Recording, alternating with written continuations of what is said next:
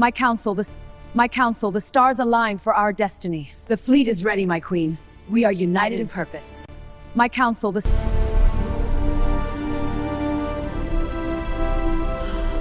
Rise, faithful subject. A new era begins. Reaching the hospital before visiting hours ended. My mother's latest scan results were already waiting in an envelope I hadn't opened yet. The paper edge was soft from being carried too long in my coat pocket. I boarded the 1947 to King's Cross when it finally hissed in, doors sighing open like exhausted people. The carriage was almost empty Friday night, everyone either already home or still drinking somewhere warmer.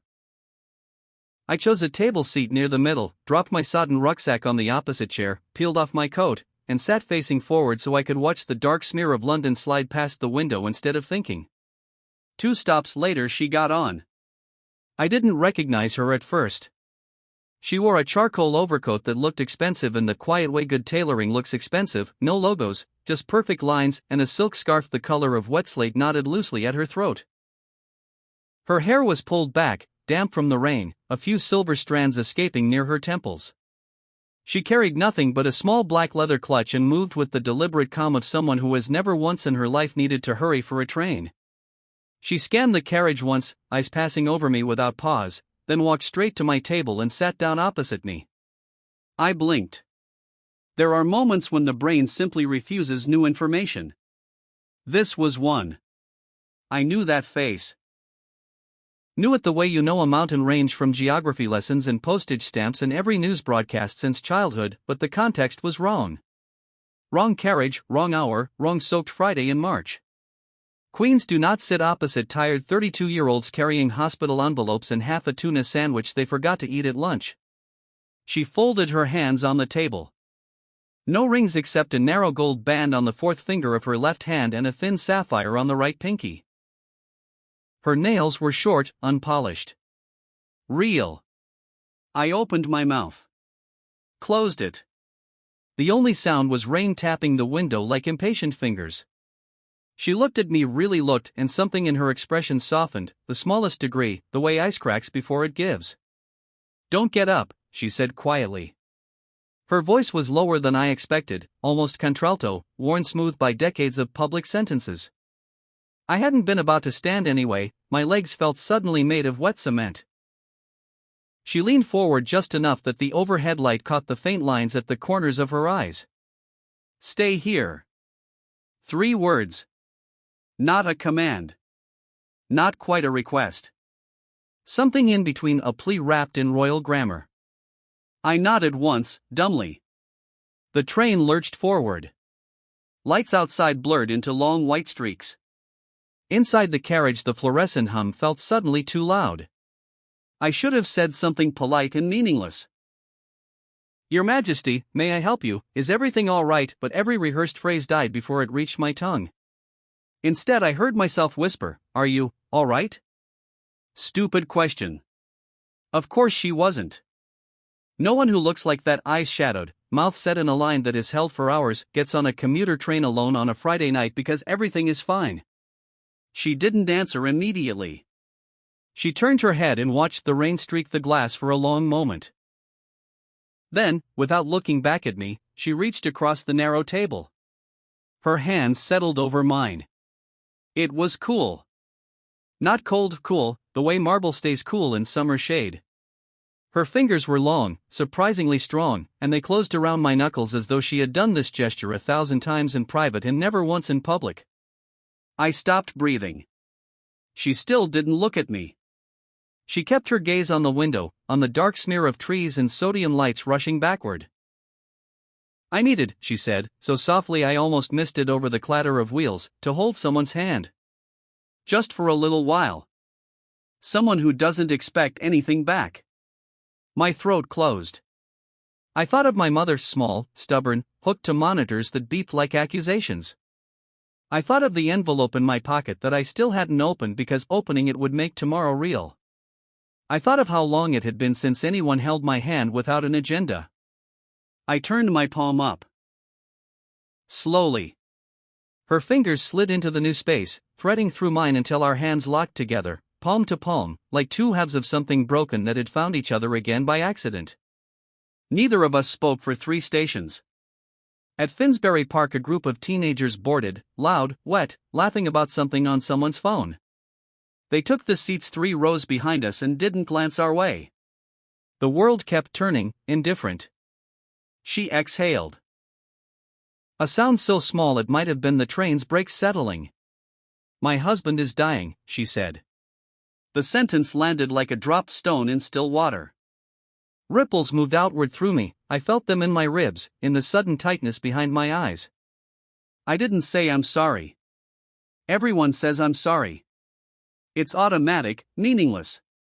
Instead, I tightened my grip on her hand. Just a fraction. Enough that she would feel it. She turned her head then. Looked straight at me. Her eyes were gray-green, the color of winter sea after a storm. They were wet, but no tears had fallen yet. She was holding them the same way she was holding my hand, carefully, deliberately, refusing to let go. "He asked me to leave the residence tonight," she said. "Said he couldn't bear the idea of me sitting there watching the clock. Said I should go somewhere ordinary. Somewhere no one would look for me." A ghost of a smile touched her mouth, gone before it could settle. I think he wanted me to remember what normal felt like. Even for an hour. The train swayed. Rain hammered harder. I swallowed. "Did you tell anyone where you were going?" "No," she shook her head once. "Not even the protection officers." I walked out through the staff entrance wearing my gardener's coat. Caught a bus, then the tube, then this. She lifted her free hand in a small, helpless gesture that took in the chipped formica table, the flickering light, the damp smell of too many wet coats. I wanted to be invisible. Just once. "You're not invisible," I said before I could stop myself. Her gaze sharpened. "To me," I added quickly. "You're not invisible to me." She studied my face for a long beat. Then, very softly, "Good." We sat like that, hands clasped, rain falling, stations sliding past. Until the silence felt almost comfortable. Almost safe. At Holloway Road she spoke again. "What's in the envelope?" I flinched. She felt it through our joined hands. "My mother's scan," I said. The words tasted like rust. "I haven't looked yet." She nodded once, as though she had expected exactly that answer. "Open it," she said. I stared at her. "Now." My voice cracked on the word. "Now," she repeated. "While I'm here.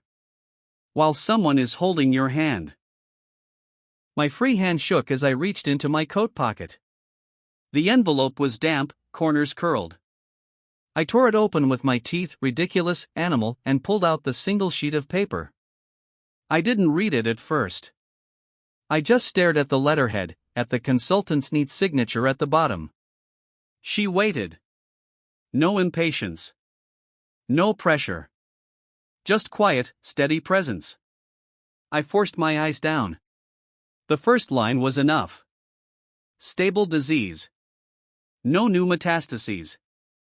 Continued response to current regimen.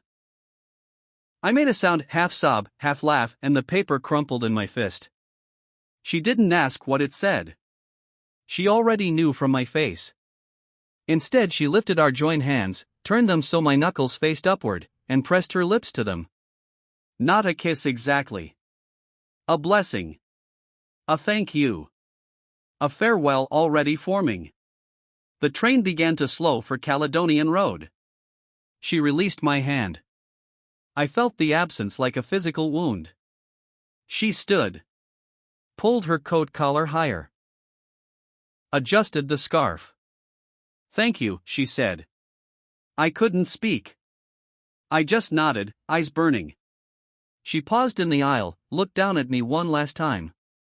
"If you ever need to hold someone's hand again," she said, "and no one else is there, remember that someone once needed yours. Very badly." Then she walked away, past the teenagers, past the empty seats, toward the doors. They opened with a hiss. She stepped onto the platform. I watched her through the rain-streaked glass as the train pulled away. She didn't look back. She simply disappeared into the crowd of ordinary Friday night people, coat collar up, head high, carrying nothing but the memory of a stranger's hand in hers. I sat there until the carriage emptied at King's Cross. The envelope lay open on the table.